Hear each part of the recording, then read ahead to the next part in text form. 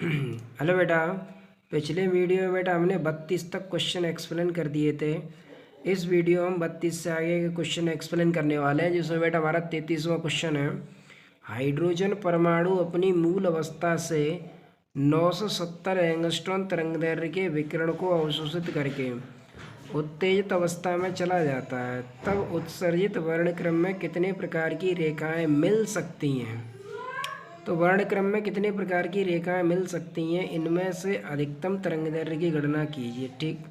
Hydrogen परमाणु की आयनन ऊर्जा का मान 13.6 इलेक्ट्रॉन वोल्ट लें।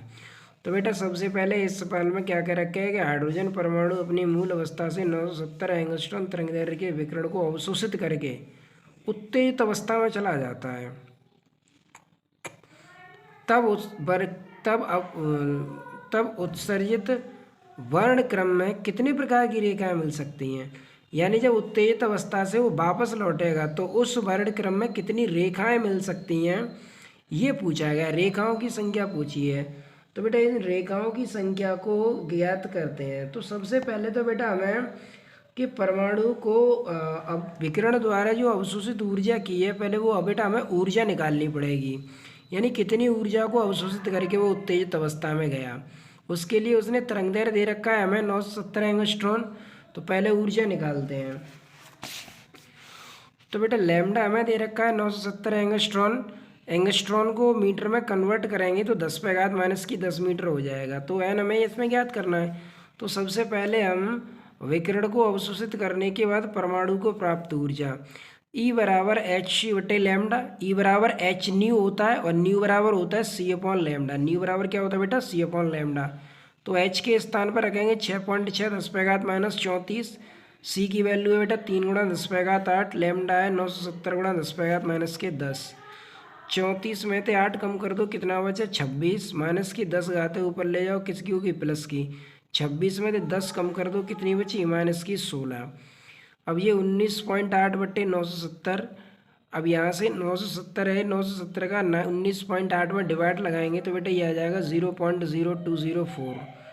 अब यहाँ से बेटा अगर हम 1 2 3 1 2 3 3 अंक बाद पॉइंट को पीछे लाए तो 19 16 की जगह आते कितनी हो जाएंगे, 19। तो 20.4 × 10⁻⁻19 जूल हो जाएगा। अब ये तो आंसर आ गया बेटा जूल में। अब हमें बदलना है इसे इलेक्ट्रॉन वोल्ट में। तो 1.6 × 10⁻⁻19 का भाग दे देंगे इसमें, क्योंकि जब भी जूल को इलेक्ट्रॉन वोल्ट में कन्वर्ट करना होता है तो 1.6 × 10⁻⁻19 का भाग दे देते हैं, क्योंकि एक इलेक्ट्रॉन वोल्ट बराबर होता है 1.6 × 10⁻⁻19 जूल। तो यहाँ से एक जूल को इलेक्ट्रॉन वोल्ट में कन्वर्ट करते हैं। तो यहाँ पे 1.6 × 10⁻⁻19 का भाग दे दो। 19 से ये 19 घाते कैंसिल हो जाएंगी। 1.6 का भाग दे दो, कितना आ गया बेटा, 12.75 इलेक्ट्रॉन वोल्ट। कितना आ गया बेटा, 12.75 इलेक्ट्रॉन वोल्ट। अब हमें बेटा परमाणु की उत्तेजित ऊर्जा ज्ञात करनी है कि परमाणु की उत्तेजित ऊर्जा कितनी थी। तो अतः उत्तेजित परमाणु की ऊर्जा, तो मूल ऊर्जा स्तर की ऊर्जा कितनी होती है, -13.6 इलेक्ट्रॉन वोल्ट। क्योंकि मूल ऊर्जा स्तर की ऊर्जा निकालेंगे तो ई बराबर ये होता है -13.6 बट्टे n²। तो मूल ऊर्जा स्तर में n बराबर कितना होता है, 1। तो यहाँ 1 रखेंगे तो -13.6 बचेगा। तो उत्तेजित परमाणु की ऊर्जा निकाले तो -13.6 + 12.75। तो कितना आ गया बेटा, 0.85। यानी जो उत्तेजित परमाणु की ऊर्जा आ गई, किसकी ऊर्जा आ गई, उत्तेजित परमाणु की ऊर्जा। तब हाइड्रोजन परमाणु के nवें ऊर्जा स्तर में ऊर्जा निकालनी है हमें। तो nवें ऊर्जा स्तर में ऊर्जा निकालेंगे, अतः हाइड्रोजन परमाणु के nवें ऊर्जा स्तर में ऊर्जा। तो देखो बेटा हाइड्रोजन परमाणु के nवें ऊर्जा स्तर की ऊर्जा क्या होगी, En बराबर -13.6 बट्टे n²। तो En हम बेटा निकाल चुके हैं। En कितना निकल के आया था अपना उत्तेजित परमाणु के लिए, ये निकल के आया था -0.85। तो यहाँ पर लिख देंगे बेटा En के स्थान पर यहाँ पे -0.85 भाग लगा देंगे, कितना आ जाएगा 16। 16 कितने 16 कितने का वर्ग होता है, 4 का। तो n बराबर कितना आ गया, 4 आ गया। कितना आ गया बेटा, 4। अब हम निकाल लेंगे उत्तेजित अवस्था। तो उत्तेजित अवस्था n बराबर 4वें इलेक्ट्रॉन के कुल संक्रमण उत्सर्जन कुल संभव उत्सर्जन संक्रमण। तो उत्सर्जन संक्रमण का फॉर्मूला क्या होता है, n इंटू एन माइनस 1/2। तो n कितना निकल के आया बेटा, 4 यहाँ रख देंगे, n 4 यहाँ रखेंगे, 4 में से 1 कम करेंगे 3 बचा, और बट्टे में तो 2 से 4 क्या बार कट जाएगा, 2 बार, और 2 का 3 में मल्टीप्लाई करेंगे तो कितना हो जाएगा, 6। तो कितने उत्सर्जन होंगे संभव, 6 होंगे। कितने होंगे बेटा, 6। अधिकतम तरंग दैर्ध्य के लिए, और अधिकतम तरंग दैर्ध्य के लिए डेल्टा ई बराबर -0.85 माइनस माइनस प्लस हो गया 1.5 में से घटा दो, कितना आ गया बेटा, 0.66 इलेक्ट्रॉन वोल्ट। अब ये बेटा ये 1.5 जो है वो तीसरे ऊर्जा स्तर का निकाला है हमने इस फॉर्मूले से, 13.6/n²। एन के स्थान पर 3 रखेंगे तब ये निकल के आएगा 1 माइनस 1.51, ठीक है। तो 0.6 अब निकाल लेते तरंग दैर्ध्य 1 2 3 7 5 बटे डेल्टा ई। तो 0.66 का मान रखेंगे, भाग लगा देंगे, कितना आ जाएगा 18,750 एंगस्ट्रॉन। कितना आ जाएगा बेटा, 18,750 एंगस्ट्रॉन, ठीक है बेटा। अगला है बेटा क्वेश्चन नंबर 34। हाइड्रोजन परमाणु की आयनन ऊर्जा 13.6 इलेक्ट्रॉन वोल्ट है। एक फोटोन किसी हाइड्रोजन परमाणु पर जो प्रारंभ में न्यूनतम ऊर्जा अवस्था में है गिरता है उसे n बराबर 3 अवस्था तक उत्तेजित करना है। इस संक्रमण को ऊर्जा स्तर आरेख में दर्शाइए।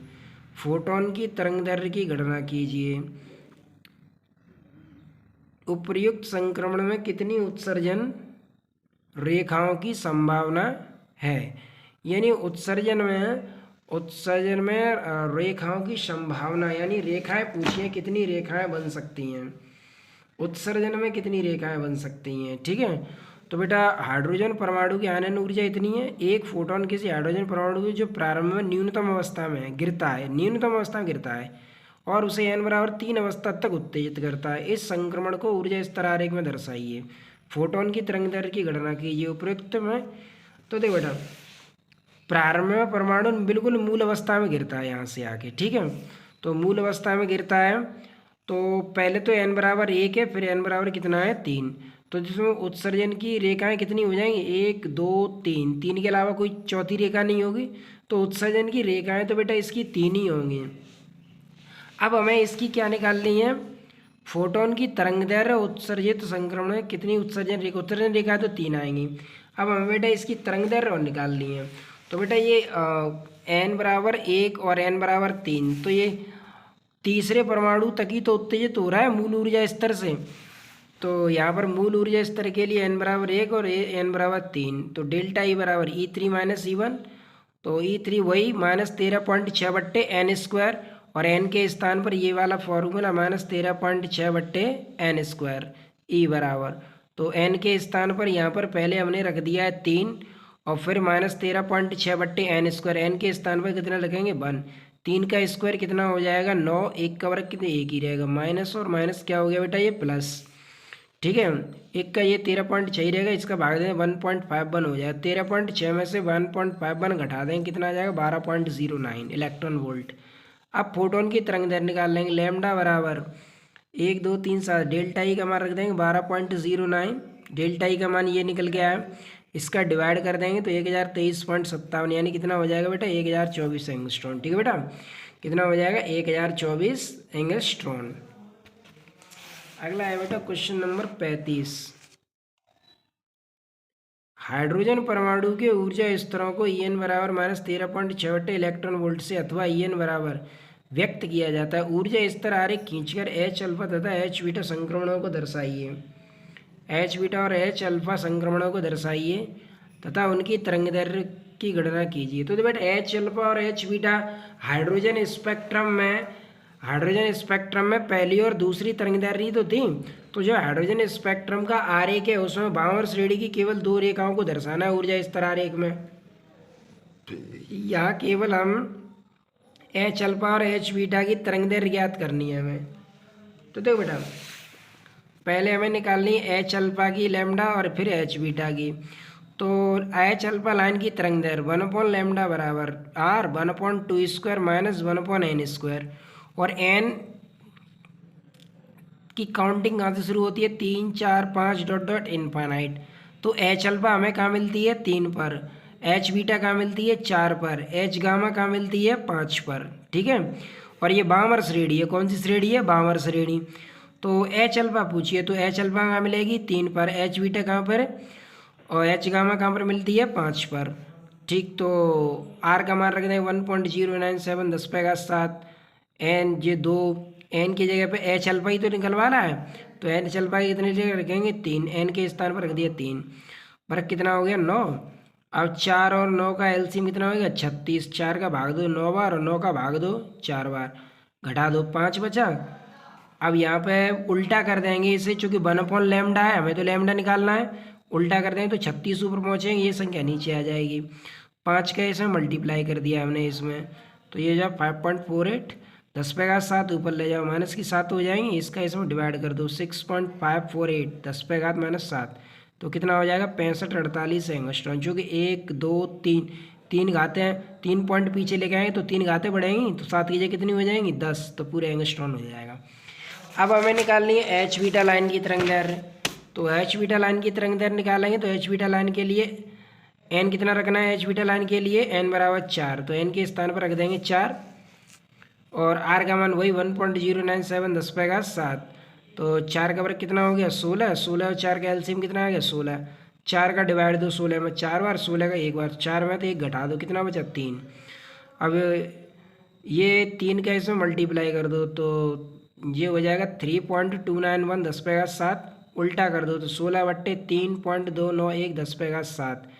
अब ये 10⁻7 ऊपर ले जाएंगे माइनस की हो जाएंगी, 3.291 का भाग दे दो इसमें 4.853 10⁻7, 1 2 3 पॉइंट को 3 अंक पीछे ले आओ तो 7 की जगह घाते कितनी हो जाएंगी 10, तो 48-53 एंगस्ट्रॉन आ जाएगा, कितना आ जाएगा 48-53 एंगस्ट्रॉन। इसके बाद बेटा क्वेश्चन नंबर है 36। हाइड्रोजन परमाणु की प्रथम बोर कक्षा में इलेक्ट्रॉन की ऊर्जा कितनी होती है। प्रथम बोर इस स्पेक्ट्रम की लाइमन तथा बामर श्रेणियों की प्रथम रेखाओं की तरंगदैर्घ्य की गणना कीजिए। तो बेटा हाइड्रोजन स्पेक्ट्रम की प्रथम कक्षा में इलेक्ट्रॉन की ऊर्जा पूछी है, तो n बराबर 1 होता है प्रथम कक्षा के लिए, तो हाइड्रोजन परमाणु की प्रथम कक्षा की ऊर्जा E1 बराबर -13.6/1 का स्क्वायर, तो कितनी हो जाएगी -13.6। अब लाइमन श्रेणी की प्रथम रेखा की तरंगदैर्घ्य, लाइमन श्रेणी और बामन श्रेणी की प्रथम रेखा की तरंगदैर्घ्य तो पूछी है, तो ठीक है। तो लाइमन की प्रथम रेखा की तरंगदैर्घ्य आर का मान 1.097 10⁻7 ही रखना है। तो बेटा लाइमन श्रेणी के लिए तरंगदैर्घ्य का सूत्र होता है 1/λ बराबर r 1/1 का स्क्वायर माइनस 1/n का स्क्वायर।